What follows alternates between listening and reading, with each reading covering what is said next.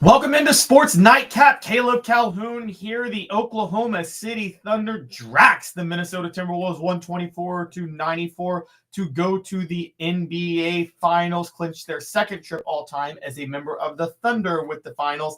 That's going to lead off our show for tonight. We're going to talk about what they did to win the game, give Shai Gilgeous-Alexander his props because he deserves them, guys. And also, we are going to trash Minnesota because that was an abysmal performance. If you guys can hang with me for 1 second, speaking of trashing abysmal performances, I forgot to turn on my light. It's been a crazy day. I'm going to turn on my light just 1 second. Give me 2 seconds here. All right, much better. Much better. Okay, so sorry about that. But we got a lot to get to. Beyond the NBA playoffs, we're going to preview the Eastern Conference Finals again with the Knicks and the Pacers. I'm going to give you my thoughts because I'm kind of going to break with what everybody else is saying on that. And people might be a little shocked by my thoughts on this. So I'm going to talk a little bit about the Eastern Conference Finals and who I think is actually going to win because just to be honest with you guys, I'm not sure that the Knicks are a shoe-in to force a game 6. How about that? Okay, so we're going to talk about that. I'm also going to talk about Stefon Diggs hanging out with Cardi B and doing some drugs during NFL OTAs. Did that happen? That's going to be our speculatory story. Caleb Williams with the Bears makes some very professional comments, handles something very well in a first-class manner, and I disagree with him for being first class. And I'm going to tell you guys why. I'm going to bring that up. So you guys go ahead, hit that like and subscribe button, ring the bell, turn on the notifications, leave a comment, tell me what you think, and let's get rolling.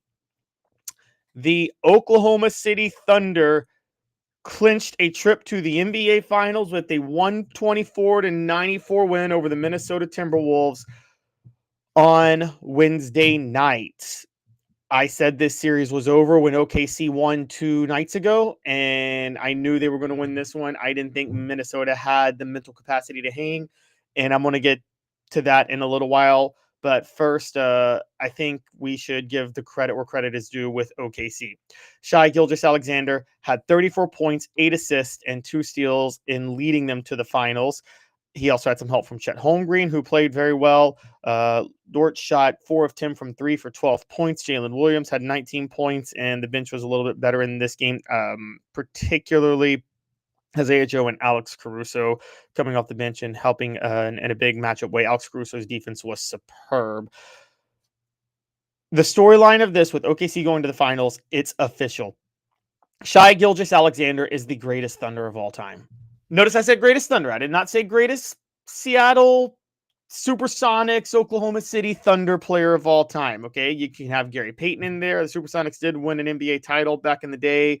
There is obviously the legendary Shawn Kemp, who has just recently pled guilty to a shooting and will likely face jail time, but I think we'd like to forget about him. But Shai Gilgeous-Alexander is the greatest Thunder of all time. I'm sorry, he is. Sorry, Kevin Durant. Sorry, Russell Westbrook. SGA's better. Let's first talk about just this past regular season, okay? Across the board, SGA has accomplished everything every great Thunder has accomplished. You would obviously have Kevin Durant and Russell Westbrook in the categories. They each won MVPs with OKC. They together took OKC to the finals. SGA just took OKC to the finals and won MVP his past year. Now, let's go ahead and break down the actual stats that will show you why SGA is the greatest Thunder of all time. Comparing him to Kevin Durant, let's just compare him to Kevin Durant because we would all agree that Kevin Durant's probably better overall than Russell Westbrook. SGA's points per game, steals per game, assists per game, field goal percentage, and turnovers per game numbers were all better this year than KD's best year in OKC in each of those statistical categories. Now, if you do standard generic across the board stats, you do those 5, plus you do rebounds, blocks, 3-point percentage, and free throw percentage. Those 9. Those are the 9 you look at. Already, SGA's year this year alone, he's better in 5 of the 9 standard stats used to compare NBA players than the best years Kevin Durant had in those categories. Kevin Durant's best rebounds, blocks, three-point percentage, and free throw percentage were still better than SGA's. By the way, they should be. He's got 5 inches on SGA, so he should be better with rebounds and blocks, and he's literally known for his shooting ability. So three-point percentage and free throw percentage is not a shock. But SGA's field goal percentage is better than the best field goal percentage Kevin Durant ever had in OKC. Russell Westbrook. Now, you guys would think maybe standard stats favor Russell Westbrook. The guy did average a triple-double the year he won MVP. Not correct. Yes. Assists per game, rebounds per game, and steals per game. Westbrook's best years were all better than SGA's year this past year. However, SGA had surpassed Westbrook's best year in OKC in points per game, blocks per game, field goal percentage, free throw percentage, three-point percentage, and turnovers per game. So SGA was actually better in 6 of the 9 categories than Russell Westbrook. SGA this year alone, and keep in mind, guys, we're talking about a guy who is only in his 7th year in the NBA and only 6th in OKC. And with guys like Kevin Durant and Russell Westbrook, we're talking about guys who played a darn near a decade with OKC. As a matter of fact, Russell Westbrook did play 11 years with OKC, and I want to count. I do believe Kevin Durant played, you guys can correct me on this, 1 year was with Seattle. But okay, so Kevin Durant played 8 years with OKC. So one more than SGA has played with OKC than SGA has played in the league to this point. So I'll give Kevin Durant a little bit more of a pass, but still, in terms of overall stats, SGA's got to beat. Now, what about advanced metrics? Because we can talk those, but I'm as much of an analytics believer as anybody. What about analytics? Let's go ahead and talk about that real quick. Well, SGA's PER is better than Westbrook's or Durant's best PER ever in a season in Oklahoma City. The PER he had just this past year, SGA. Also, SGA's win shares per 48 minutes. Better than the best win shares per 48 minutes that KD or Russell Westbrook ever had in OKC. His box plus minus. Better than the best box plus minus season KD or Russell Westbrook ever had in OKC. My 5 key stats of advanced metrics that I try to go by and I try to bounce them out are win shares per 48 minutes, box plus minus, PER, win shares total, and value over replacement. SGA has them both beat in at least 3 of the 5. He has Westbrook beaten 4 of the 5, by the way, because he also has total win shares better than Westbrook's best this year. Russ slightly hasn't beaten value over replacement. KD's MVP year, his total win shares were better than SGA's win shares were this past year, and his value over replacement was better than SGA's this past year, too. So we have to be fair on that. Now, as far as advanced metrics go, the other best one you could really rely on, KD's best true shooting percentage year in OKC was .635. That was 2013, 2014. SGA's was .637 this year, so he was actually a better scorer than Kevin Durant this year. True shooting percentage is not the best metric of better scorer. LeBron has a better true shooting percentage than Michael Jordan, largely because they play in a different era. Shot selection has changed, but KD did play in the era where shot selection like that mattered, so he doesn't get the pass. Now, as far as Russell Westbrook goes, he's never had a true shooting percentage above .554, so he's irrelevant to that conversation. Simply put, stats-wise, across the board, SGA has been a better player, clear as day, than Kevin Durant and Russell Westbrook were with OKC. Now, do you want to put in career value? I mean, maybe. But again, they went to the finals once. Kevin Durant's MVP year, they didn't even go to the finals. They were a barely playoff team, Russell Westbrook's MVP year. So you're really relying on the early years of OKC where they went to the Western Conference Finals in 2011, and then they went to the NBA Finals in 2012, and then they got bounced out in 5 games by the Grizzlies in 2013. Westbrook did get hurt, but I think Westbrook's a stat patter who doesn't actually improve your teams, so I don't really value that anyway. Then 2014, they got bounced out in the Western Conference Finals again. So honestly, putting it all together, yeah, SGA is better right now, is a better all-time Thunder than Kevin Durant or Russell Westbrook. Okay, and by the way, it's not like they don't have other playoff success before this finals too under SGA. I mean, they had playoffs. They were 57-25 last year and made the playoffs. So, we have to be fair on this. They did make the second round of the playoffs. I really think it's clear cut. And obviously, if OKC gets a ring, it wins the title, then it's over. And they got the best record in the NBA. So I think they'd be the favorite to win the title no matter who they play. So I think it's clear. I think it's over. I think it's a wrap. SGA is a better all-time Thunder than Kevin Durant or Russell Westbrook. He's the greatest Oklahoma City Thunder of all time. But on the other side, we've got to point this out. And this is just the unfortunate truth. Minnesota quit. Now, I picked them to win. I picked OKC to win. I didn't see any way that Minnesota was going to win Game 5 against OKC, given the mental state they were in after losing Game 4. I thought a blowout like this could come. I didn't think that significant of a blowout was possible. That was a horrendous blowout. That was an embarrassing blowout. That was a blowout of the sorts that Minnesota should not just think about restructuring their team, but certain players need to think about the type of players they are. Minnesota lost 124-94 to OKC. And here's the craziest stat. Here's the craziest stat of this game, and quite honestly, it's not even close. Minnesota went into halftime with 14 turnovers.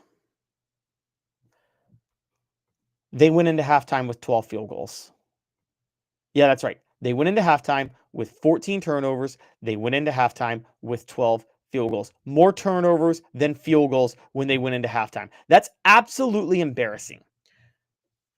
Part of this, look, I said it before. I said it the other day. Mike Conley, love you, Mike. You got to retire. You're a great leader. You're a great, mature person. I'm a long-term Grizzly fan. I love what you did during the grit and grind Grizzlies. Mike just doesn't have it anymore. 0 points, 0 for 3 from the field. He was bad the other night, too. I think he's got to hang it up. But the main culprit, and we're putting this all on him, Rudy Gobert obviously played terrible, or just was really non-existent. But Julius Randle obviously played terrible the other night. Julius Randle deserved all the smoke the other night. He didn't play great in this one, but he did finish with 24 points in the end, meaningless points. But the culprit's Anthony Edwards. After telling us all the other night that he didn't struggle when he had no points except for a meaningless free throw in the final 5 minutes of that game in Game 4 at home in Minnesota, after telling us, I didn't struggle. I made the right basketball play. And said, I didn't have enough shots to struggle, even though he missed more three-point attempts than anybody else on the field, or anybody else on the court that day. And he had 5 turnovers, which literally flies in the face of the logic of he made the right basketball play and he didn't have enough shots to struggle. Hey, Anthony Edwards repeated it. He repeated his failed efforts. He went 1 of 7 from 3 in this game. He had 19 points. He was 7 of 18 from the field. Anthony Edwards was a disaster. He panicked. And he panicked the other night. In this game, he flat out quit. Now, I've given a lot of criticism to Tom Thibodeau in the past for Karl Anthony Towns not getting more touches. But that's because Karl Anthony Towns isn't big. I put more on Anthony Edwards for not taking over games with Minnesota than I do Chris Finch, the head coach of Minnesota. I'm just going to say that.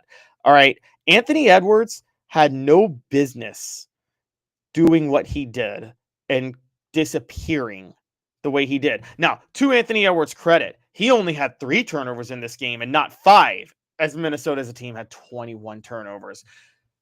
Anthony Edwards is a disaster in crunch time and in games that matter. And Ant-Man straight up quit in this one. Okay, he straight up quit. It was an absolute disgraceful performance. It was pointed out at one point in the first half that Oklahoma City won 100% of the 50-50 balls. Wasn't Minnesota supposed to be the desperate team here? They were trailing 3-1. They needed to find a way to get back in the series. Shouldn't they have been the one winning every 50-50 ball? And Oklahoma City could say, we're going to take a night off. We'll try to go win Game 6 at home. Oklahoma City was the one playing like they were down 3-1 in the series. That's absolutely ridiculous. So Anthony Edwards, with that alone, as the main guy on this team, deserves a lot of blame, but the whole team deserves blame for just quitting. I mean, again, they just flat out quit in this game in OKC. Not only were there more 50-50 balls, Stephen A. Smith pointed out at halftime. Did you guys catch this? Oklahoma City was the one who came out first to practice shooting in warmups to begin the second half, even though at the time they were up 65-32. They went into halftime up 65-32. Minnesota scored 9 points in the first quarter. They scored 9 points in the first quarter. Don't quote me on this, but there's a really good possibility they had more turnovers in the first quarter than points. It was that bad. Okay, Minnesota was horrendous. Even though, funny enough, Minnesota did jump out to a 3-0 lead. They scored the first buckets. It didn't matter. Minnesota might have had. I got to think about this for a minute. You guys can look it up, but I think Minnesota had more turnovers. They might have more turnovers than they had points in the first quarter. The only reason that's probably not possible is the turnovers really took off in the second quarter, as they got a little more desperate. But they do have, I mean, I'm counting it now. They had 3 turnovers. I mean, this could be a crazy stat. 4 turnovers. They had 4 turnovers and they had 9 points. I'm counting them out now. Four turnovers, 9 points. We're still getting down the list. Let's see. It looks like no, they didn't have. Okay, so they had 4 turnovers, 9 points. Well, congratulations, Minnesota. You had 9 points to 4 turnovers in the first quarter. You did a really good job there. But it was absolutely embarrassing for everybody involved the way Minnesota closed out that series. It was just as embarrassing. The Thunder are making a habit out of this. The Thunder are making a habit out of making teams look disgraceful with how they play. I mean, let's not even get started with the way the Grizzlies were made to look by the Thunder early in the playoffs, and Ja Morant laughing on the sideline as his team is down 50, not even caring, as he has not cared ever since he got his $2 million contract. I'm going to point that out. The Grizzlies should let him go. That's a different topic for a different day. But still, more turnovers than field goals from halftime. Oh, and Anthony Edwards had the worst plus minus of the game. I believe it finished at -29. It did. Nobody else was within 7 of that. So this still falls on Anthony Edwards. He disappeared when it mattered. He's been doing that. It needs to be called out. Anthony Edwards is worthy of all the bit of scorn, particularly, and this is the big deal here, particularly when he tried to defend the way he played the other night, when he said, I didn't struggle, I made the right basketball play, and I didn't have enough shots to struggle, when you missed more 3-pointers than anybody else on the court, and you had 5 turnovers. How is that I didn't struggle? That's a bad night, okay? That's a really bad night. Anthony Edwards absolutely did struggle. It was absolutely a travesty how he played. It's a travesty how Minnesota played in this game. And taking it all into account, Minnesota quit, and Chris Finch deserves some blame for not having them ready to go, but I don't know what more he could have done. I mean, a lot of this you just got to put on the players. Minnesota, I'll say this, and I talked about this before with the Ant-Man Kevin Garnett comparisons, because I just talked about how SGA is the greatest Thunder of all time, and he is already. No, it's all said and done. Ant-Man has not passed Kevin Garnett as the greatest Timberwolf of all time. He just hasn't, okay? Kevin Garnett, whatever you want to say about him, and I know he had 7 straight first-round losses in Minnesota, when during most of that time, his second best player was Wally Szczerbiak. He never would have gone out like that. He never, ever, ever would have gone out like that. Anybody who knows KG knows he wouldn't go out like this. Kevin Garnett would, if he did lose this game like this, when it was in crunch time, when it mattered most, it's because he had no help. I remember there was one playoff series where they were facing the Lakers, and the three-peat Lakers, by the way, at the time, and his second best option was Troy Hudson. Anybody remember him? Yeah, okay. So, yeah, let's stop with the Ant-Man maybe surpassing Kevin Garnett's legacy in Minnesota talk. That ain't happening either. That's over, and that needs to stop. We're going to come back to the NBA in a little while. We're going to close out because I want to talk a little bit about the Pacers and Knicks, but let's have a little fun. Is Stefon Diggs doing cocaine during OTAs? Is he doing peak cocaine during OTAs? Seriously? That's what it looks like. During OTAs, which have begun this week, NFL OTAs, Stefon Diggs was not there with his new team, the Patriots. Instead, he was, he might have been hanging out doing cocaine. There's a pink substance that showed. This is what this is what it looked like with Stefon Diggs the other day. He was hanging out on Cardi B's boat in Miami, and he was the first story we got was a bunch of girls just appear to be flirting with Stefon Diggs while he's on Cardi B's boat. Because I do believe he and Cardi B are together, and there's all this talk that, everybody's trying to be like, oh my gosh, what is he doing flirting? What is he doing flirting? It's so bad. But I'm worried about this right here. What's he pulling out? What's he pulling out?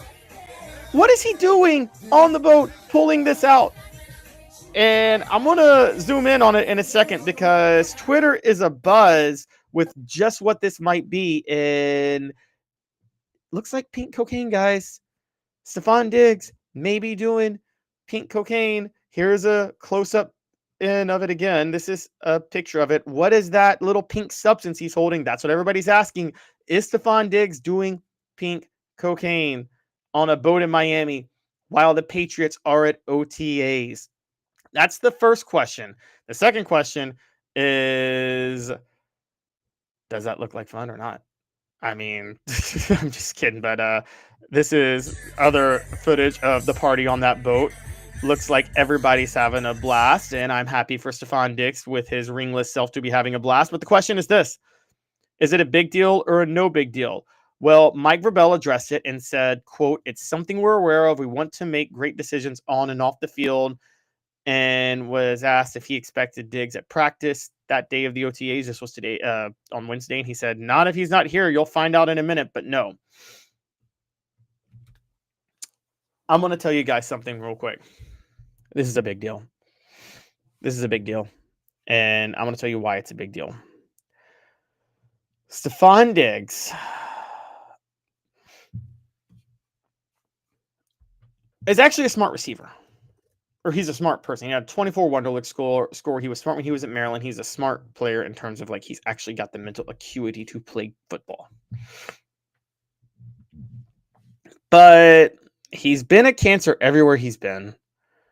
And on top of that, Josh McDaniels, as the Patriots offensive coordinator, is going to bring his extremely thick playbook and expect his receivers to learn it and figure it out. And spoiler alert, Stefon Diggs is a talented receiver. He ain't Randy Moss. You can't alter your playbook for Stefon Diggs and just send him on go routes for quarterbacks to throw up to him in the way that they could with Tom Brady and Randy Moss in 2007. Okay? That's not going to be possible with Stefon Diggs. Now, again, the Patriots in 2007, that was a totally unique team. That was, it's weird to bring them up. I get it. But at the same time, the reason it was important to specifically mention that is because Josh McDaniels was the Patriots offensive coordinator that year. He's not going to make that concession for Stefon Diggs. Stefon Diggs is going to have to learn the offense. Stefon Diggs could end up like Chad Ochocinco, who went to New England and then was buried in the depth chart because he didn't pick up the playbook. Okay, and this is a big deal here because Stefon Diggs hasn't been anywhere yet where he would have to pick up such a playbook. Okay, let's think about this. He was at Houston last year and had 450 yards in 8 games, was with the Bills for 4 years from 2020 to 2023, and then Minnesota for 5 years from 2015 to 2019. All of those, coaches that he played for during that time had complex playbooks, you would say, to a degree. He did play for Joe Brady at Buffalo and I believe Ken Dorsey, but none of them had Josh McDaniels' playbook. I wasn't a fan of this signing from the start. I believe that they signed him because they know he is a smart player, by the way. Kind of the Bill Belichick approach that they used to have with the Patriots, that they could add a player like Stefon Diggs, and if he's got issues in the past, it won't matter. He'll be straight with the Patriots. That's why they hired a Mike Vrabel after setting Drew Romero up to fail. But I'm going to be honest with you. I don't think it's going to work out because Stefon Diggs isn't going to bother to learn the playbook. I think it's also not going to work out because there's a 50-50 chance Stefon Diggs has been frying his intelligence that he had coming into the league when he had the Wonderlic score, as evidenced by that party in Miami. I think when you take those two things into account, Stefon Diggs' laziness, the fact that he's a bit of a cancer to the team and everywhere he's been, and the fact that if he is doing things like what he's doing in Miami, His brain cells aren't all there anymore. What makes you think he's going to pick up Josh McDaniels' playbook? I don't think that's possible. Again, Josh McDaniels, we are talking about a coach who Randy Moss did not work in his system for. I'm not sorry, Randy Moss, not Randy Moss. Chad Ochocinco. Now, okay, I get it. That was at the time, that was Bill O'Brien. That was not Josh McDaniels. That was Bill O'Brien. But the concepts of the offense were the same. They had developed that offense. It came from what Charlie Weiss developed way back in the early 2000s, and they threw in different wrinkles. But this is a system that Chad Ochocinco didn't work out in. What makes you think Stefon Diggs will? When at this point, I don't think Stefon Diggs' intelligence is any higher than Ochocinco's. And again, the only player who didn't have to thoroughly learn the playbook with the vast option routes receivers run, the vast choice routes on top of just how thick the playbook is, was Randy Moss, because again, he was such a uniquely talented receiver. They could have everybody else learn those routes, and then Randy Moss just run a go route and Tom Brady chuck it up. I mean, it was just one of the biggest advantages you could possibly have. So I think this Stefon Diggs signing was, I don't think it's going to work out. And I think it was a huge mistake. It's a 3-year, $69 million deal. So he's $23 million. I mean, I don't think that's worth it at all. I think the Patriots made a huge mistake. Bill Belichick's gone, and they're still mismanaging their roster, and they're still mismanaging their talent. I think that's a big problem. And I don't think Stefon Diggs is going to help with that at all. Okay. So when you talk about Stefon Diggs and when you talk about the things that he brings to the table and his talent, I mean, one, he also could just be getting old. I mean, he only played 8 games last year, and now he is, I believe, 31 years old, spent most of the season questionable last year, 496 yards in Houston. But he did have 6 straight 1,000-yard receiving seasons before them. It didn't like Buffalo got any worse without him. Okay, so he's already overrated as far as his actual value, and he had dropped 300 yards in production his last year in Buffalo, so he was losing a step anyway. On top of that, he doesn't seem to care as much. He's not showing up for OTAs. And again, he's frying his brain cells because he is partying in Miami. And again, party, do what you want to do. Now, people are going to talk about, why are we calling out Stefon Diggs when Cardi B was wilder than him? I'm not calling out Stefon Diggs with the women on the boat. I don't really care, okay? Do what you want. To each their own.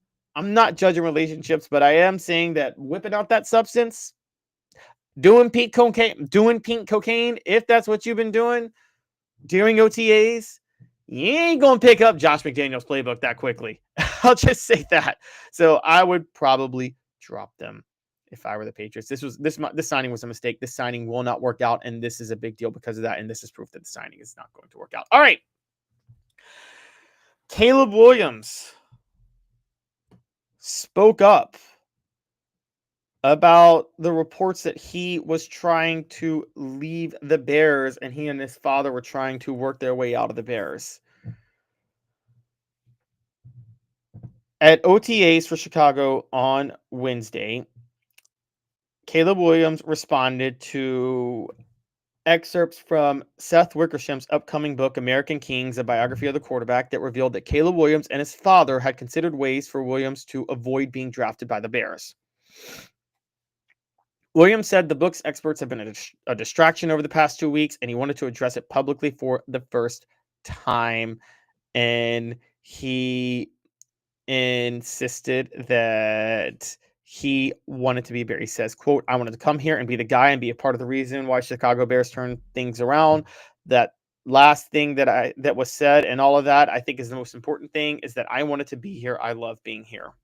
Chicago obviously went 5-12 last season, fired their offensive coordinator in Shane Waldron, and then promoted Thomas Brown to offensive coordinator for the rest of the season. Now they have a new offensive coordinator.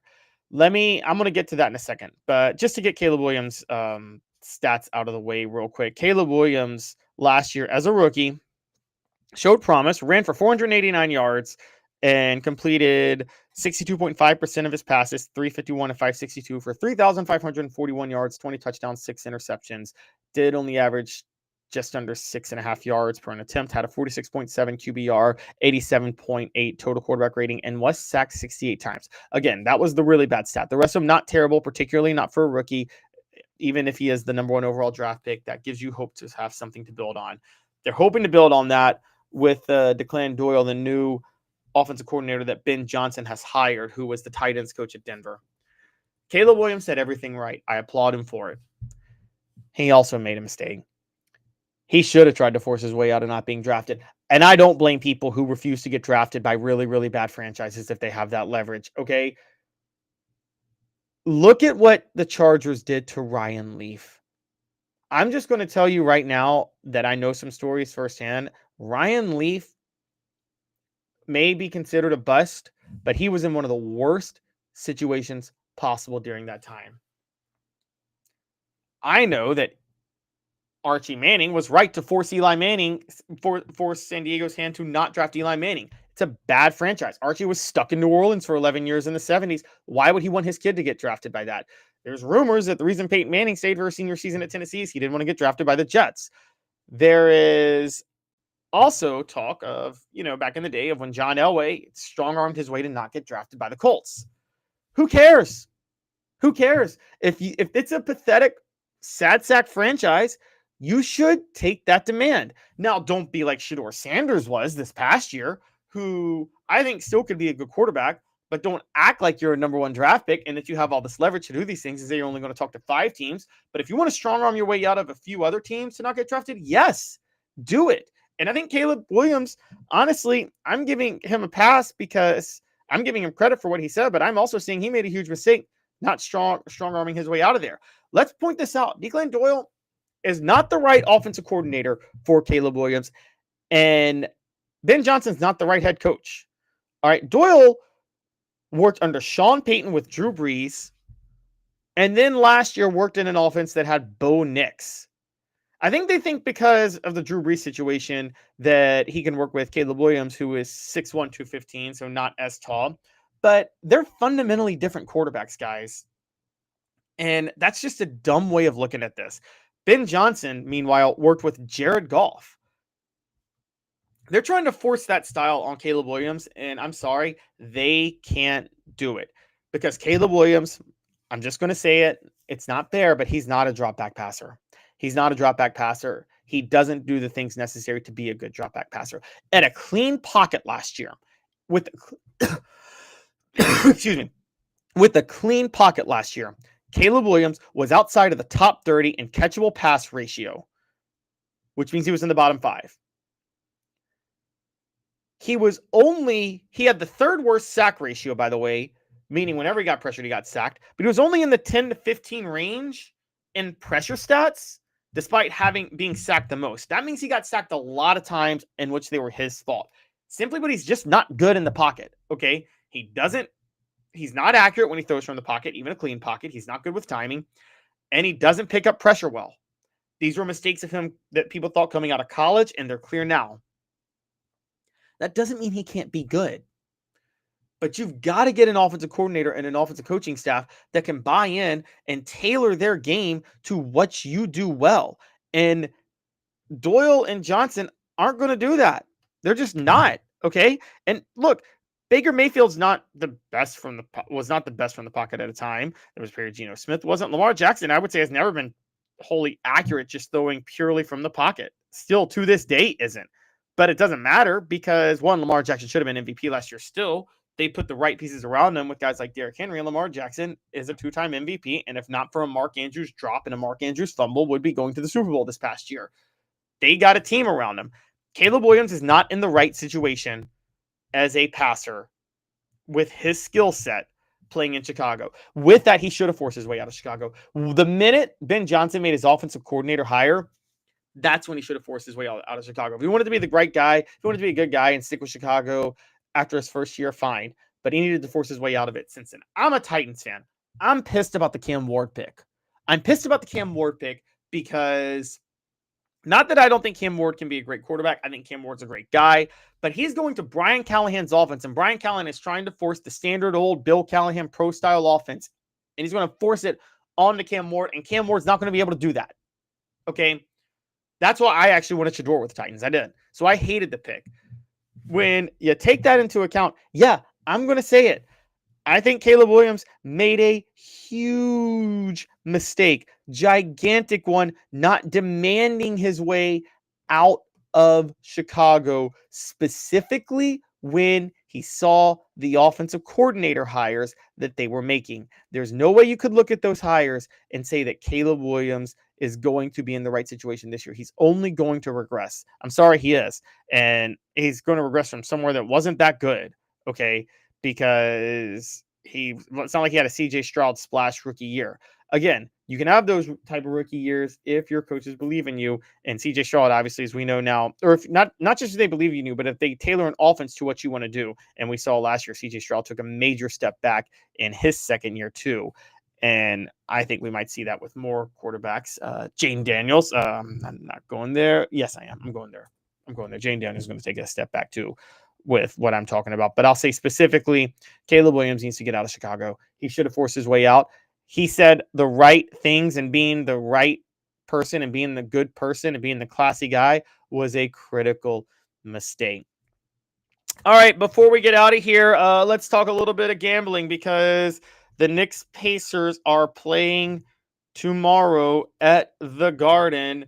After the Pacers won game 4, they are going to the Garden to try to close out the series up 3-1. But the Knicks still have 2 home games left. And man, the Knicks have got to be sick to their stomach that they didn't win that first game with that Tyrese Halliburton shot now, don't they? Because if they did, we'd be looking at a totally different series. But the Knicks are going to have to figure out a way. They did get one in Indiana to keep the series alive, but they are going to have to win at the Garden and figure out a way to win in Indiana the following day. I'll say this: if they win in the Garden, I think they actually have a better chance of winning in Indiana the following day, and the following game in Game 6, and I'm going to talk about that. The line is New York 4.5 to 5.5, depending on where you go. Take the Pacers. Take the Pacers plus 4.5, plus 5.5, wherever it is. I'm sorry, but the Pacers are going to win this game outright. I think they're going to win it outright. I would take them at the very least to cover, but I think the Pacers are going to win this game outright. I'm very high on them winning this at covering, though. Let's think about this for a minute. The Knicks are 3-5 at home in the playoffs. Everybody's talking about, oh, it's going to the Garden. It's going to be epic. It's going to be amazing. And I don't know why I'm doing a Dick Vitale voice, but I am. The Knicks are 3-5 at home in the playoffs. That ain't that good. At the same time, the Pacers are 6-1 on the road in the playoffs. The Pacers have been better on the road than at home. The Knicks have been better on the road than at home throughout this playoff series for both of them. So the Pacers playing at the Knicks favors the Pacers. Both teams are better on the road. And so with that in mind alone, I already think you should believe that the Knicks are going to lose. On top of that, and this is a big one, I think the Knicks always needed to be a team that slows it down, but it's very clear they're tired now because of Tom Thibodeau's rotations and only playing 8 guys at a time and sticking with his same lineups in the second half and his dumb rotations. That is also going to cost the Knicks in this game.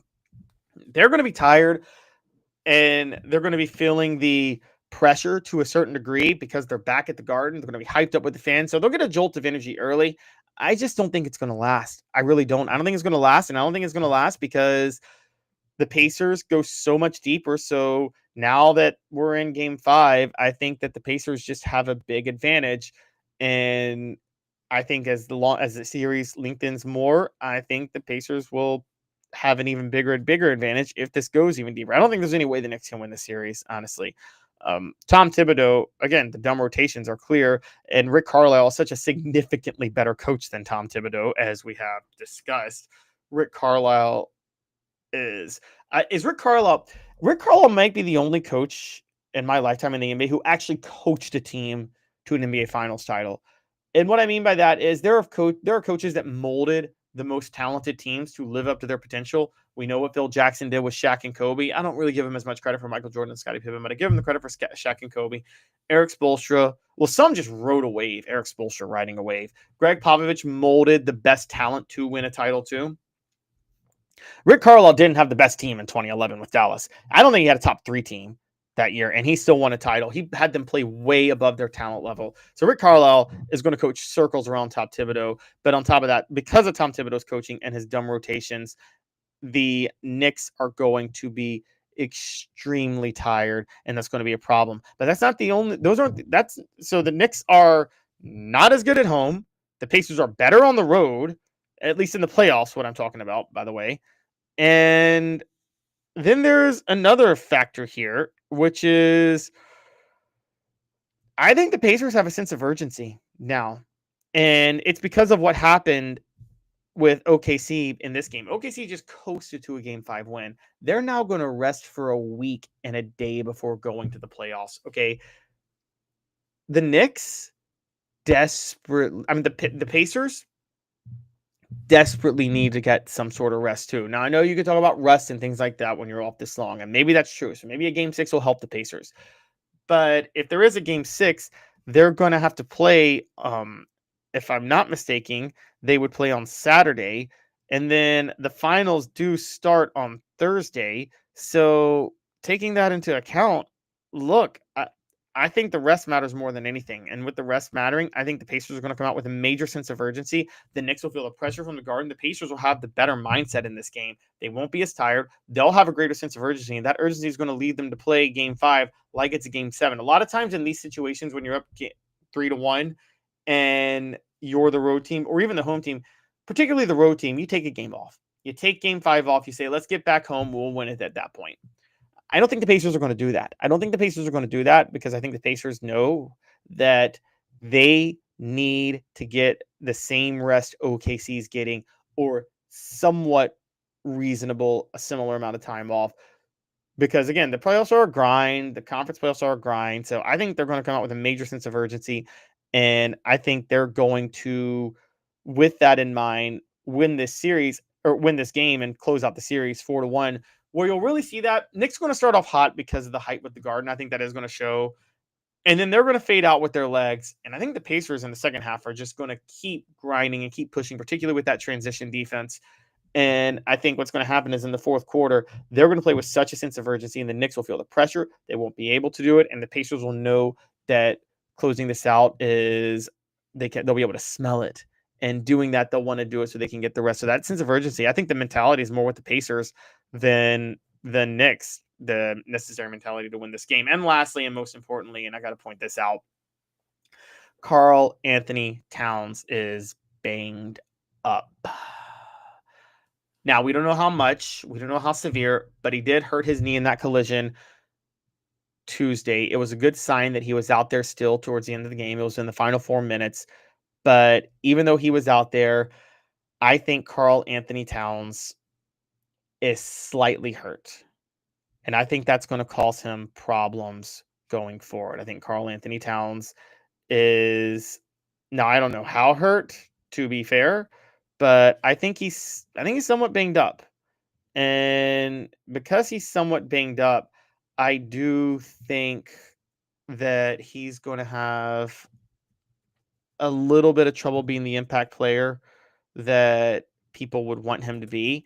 And when Karl Anthony Towns is not the impact player people need him to be, sometimes self-inflicted, sometimes because Tom Thibodeau is just absolutely ridiculous. I think what you're going to end up seeing is that Karl Anthony Towns not being at 100% is going to prove costly. And because it's going to prove costly, I think I think at the end of the day, I just got to say it. I think Oklahoma, I can't even talk right now. Excuse me. I think the Knicks are going to close out the series. And I don't really see how they wouldn't, or the Pacers are going to close out this series. And, I don't really see how they wouldn't at this point. So with that in mind, yeah, I am taking the Pacers to close out this series in Game 5. And I think one of the best bets you can take probably, and I mean one of the absolute best bets you can take, guys, is Pacers +5. I don't think there's any way the Knicks, if there's a Knicks -5.5, I don't think there is any way the Knicks are going to end up covering that. I feel fairly certain saying they won't, honestly. So definitely take the Pacers +5.5.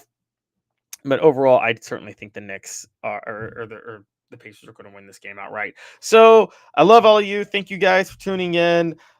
Please hit that like and subscribe button. I want to do more of these. I want to keep building this show. This is Sports Nightcap. I love talking baseball, basketball, football. It's been a passion of mine for a long time. I will be doing regular nightly recaps of games immediately after they happen. Will be not all the time. It'll depend on the nights, but right now NBA playoffs, I'm here weeknights for the most part. So if the Pacers close out the series tomorrow, I'll be back on with you guys tomorrow night. Actually, no matter what, Pacers Knicks game, I'll be back on with you guys tomorrow night, right after the game to go live. So I appreciate all of you. You guys have a great rest of your night with Caleb Calhoun. This has been a presentation of Sports Nightcap. You guys have a great rest of your evening. Again, hit the like and subscribe button. Thank you guys.